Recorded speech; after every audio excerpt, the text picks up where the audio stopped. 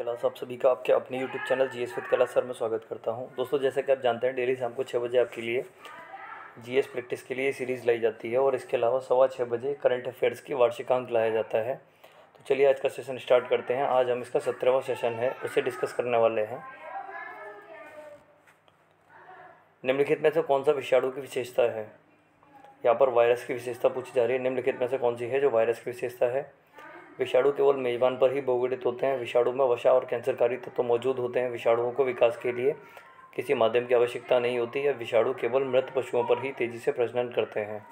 तो इनमें से कौन सी जो है विषाणुओं की विशेषता हो जाती है? ये विशेषता हो जाती है विषाणु केवल मेजबान पर ही बहुगुणित होते हैं। मेजबान पर ही बहुगुणित होते हैं, यानी बढ़ते जाते हैं।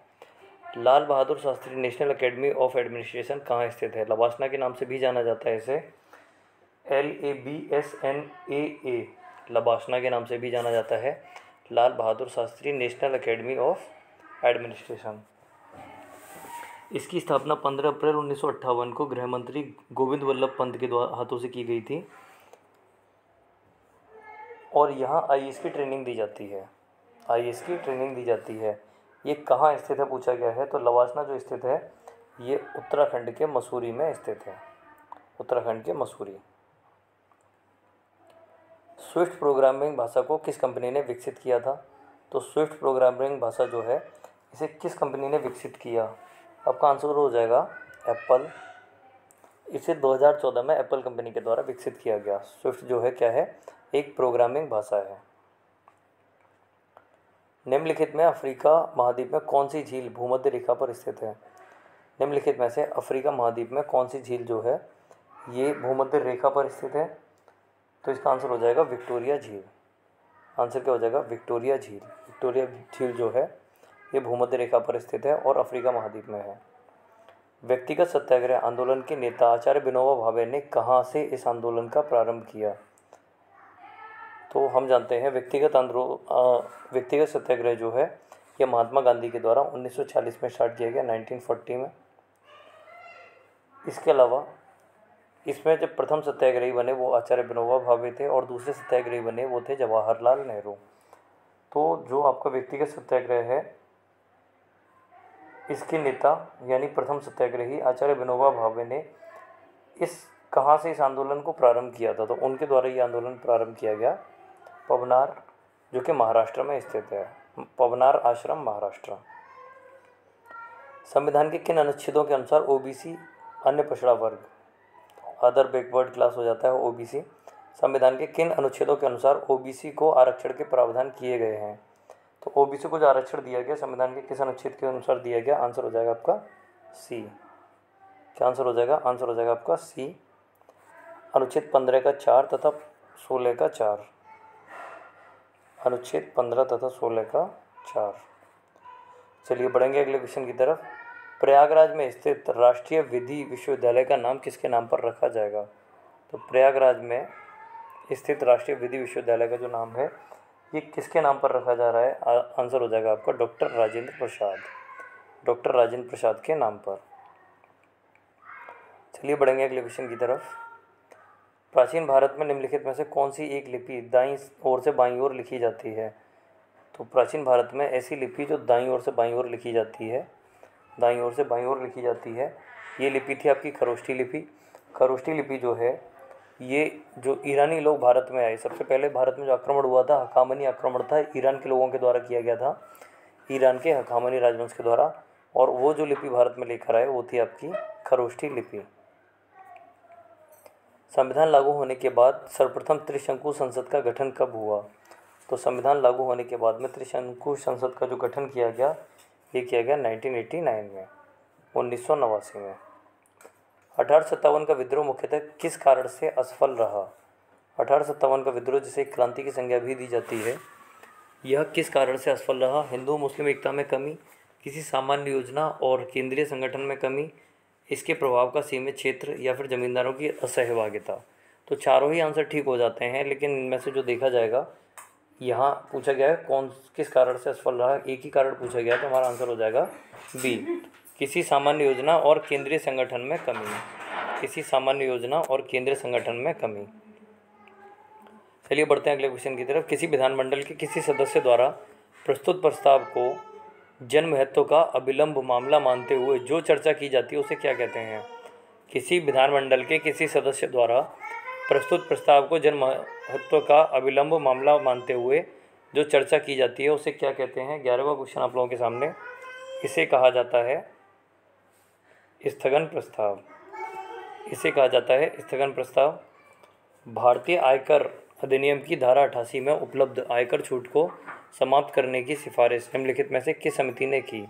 तो भारतीय आयकर अधिनियम की धारा 88 में उपलब्ध आयकर छूट में समाप्त करने की सिफारिश जो है किस समिति के द्वारा की गई? आंसर हो जाएगा केलकर समिति। किस समिति के द्वारा? केलकर समिति के द्वारा। पृथ्वी की 3 संकेंद्रीय परतों में ऊपर से दूसरी परत का नाम क्या है? देखिए, हम जानते हैं पृथ्वी का स्ट्रक्चर लेते हैं तो पृथ्वी को हम इस तरीके से स्ट्रक्चर लेते हुए 3 भागों में बांट लेते हैं। पहला हो जाता है क्रस्ट, दूसरा हो जाता है मेंटल और तीसरा हो जाता है जो सबसे ऊपर वाला है वो क्रस्ट हो जाता है, भूपर्पटी। दूसरा मेंटल के नाम से जाना जाता है और तीसरा क्रोड या कोर के नाम से जाना जाता है। यहाँ पूछा गया दूसरी परत के बारे में, यानी दूसरी परत क्या हो जाएगी? मेंटल। दूसरी परत को हम किस नाम से जानते हैं? मेंटल के नाम से। और इनमें जो परतें पाई जाती हैं, जो सबसे ऊपरी परत है जिसे क्रस्ट कहा जाता है, इसमें अधिकता पाई जाती है सिलिका और एल्यूमिनियम की, इसलिए इसे सियाल कह दिया जाता है। दूसरी जो परत है मेंटल के नाम से जानते हैं, इसमें किसकी अधिकता होती है? सिलिका और मैग्नीशियम की अधिकता होती है, सिलिका और मैग्नीशियम की। तो इस प्रकार से दूसरी परत में जो है सीमा नाम से जाना जाता है।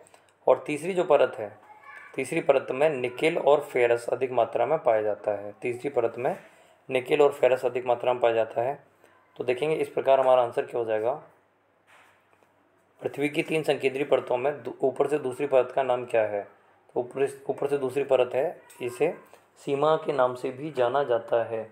इसमें सिलिका और मैग्नीशियम अधिक मात्रा में पाया जाता है। चलिए बढ़ेंगे अगले क्वेश्चन की तरफ। श्रृंगेरी पीठ कहाँ स्थित है? तो आपकी जो श्रृंगेरी पीठ है ये कहाँ स्थित है?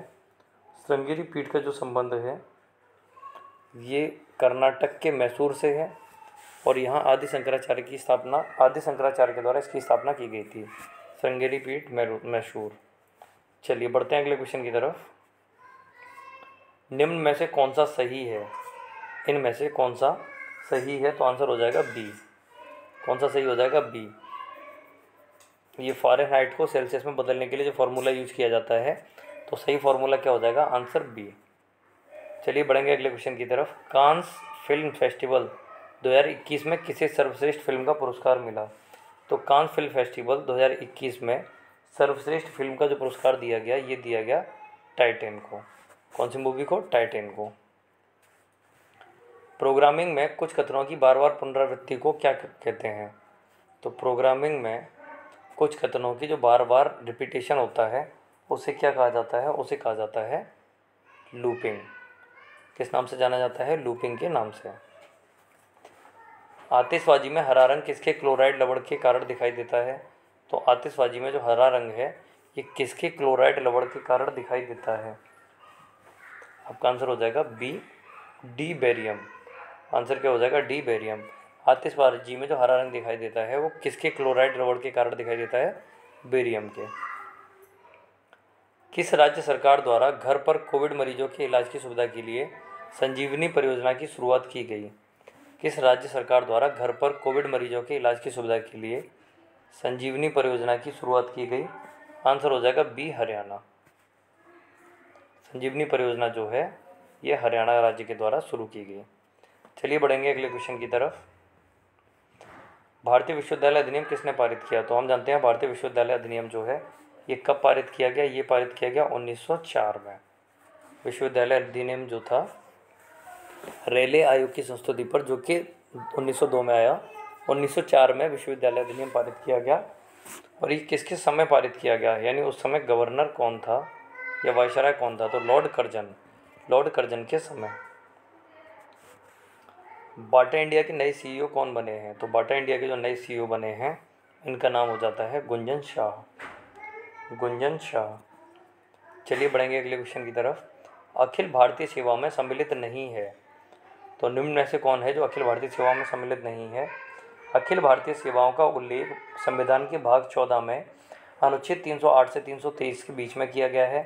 अनुच्छेद 312 के द्वारा राज्यसभा को अखिल भारतीय सेवाओं के सृजन की शक्ति प्राप्त है। किससे शक्ति प्राप्त है? ये राज्यसभा को शक्ति प्राप्त है। और इनमें से कौन है जो अखिल भारतीय सेवाओं में शामिल नहीं है? आंसर हो जाएगा बी, विदेश सेवा। भारतीय विदेश सेवा जो है अखिल भारतीय सेवाओं में शामिल नहीं है। देखेंगे अगला क्वेश्चन, ग्रैंड कैनियन किस नदी में है? तो ग्रैंड कैनियन जो है ये अमेरिका में कोलोराडो नदी, कौन सी नदी? कोलोराडो नदी के पास में स्थित है।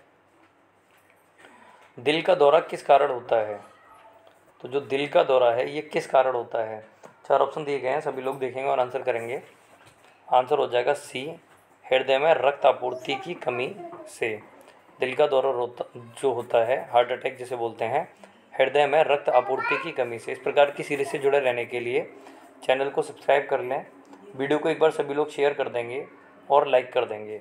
मिलते हैं नेक्स्ट वीडियो में, जो कि 2 मिनट बाद ही आपके लिए अपलोड की जाएगी इसी चैनल पर, जिसमें हम वार्षिकांक करंट अफेयर्स का अध्ययन कर रहे हैं एडुटेरिया बुक के द्वारा।